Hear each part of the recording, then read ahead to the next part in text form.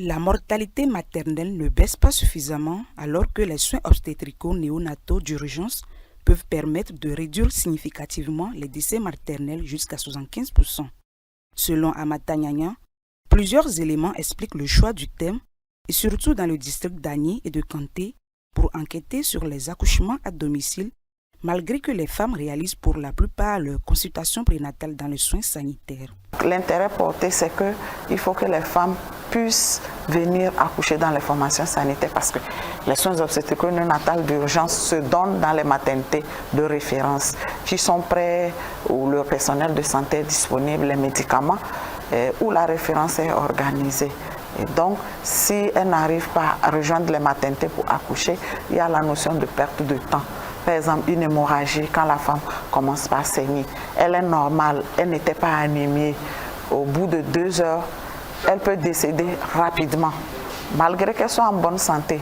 Donc, ça veut dire qu'elle s'est vidée de son sang à la maison. Donc, pour quitter la maison et arriver dans une formation sanitaire, si elle met plus d'1 heure de temps, elle va arriver et malheureusement, elle pourra décéder dans une formation sanitaire SONU B ou SONU C, c'est-à-dire ce sont les maternités de référence qui offrent les soins obstétricaux néonatales d'urgence de qualité. Selon les enquêtes menées, plusieurs facteurs, à savoir la distance, l'habitude et le manque de moyens de transport, expliquent des accouchements à domicile sans assistance qualifiée.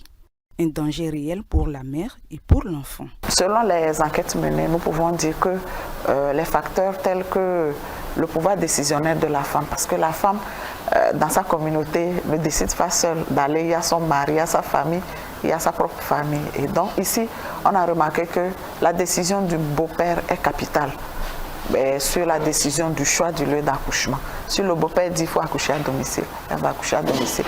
Il y a aussi par rapport à la référence, le manque de moyens financiers et le manque de transport, l'éloignement des formations sanitaires. Lorsque nous avons dit plus de 70% des formations sanitaires ou bien des maternités sont à plus de 5 km de la population ou des villages.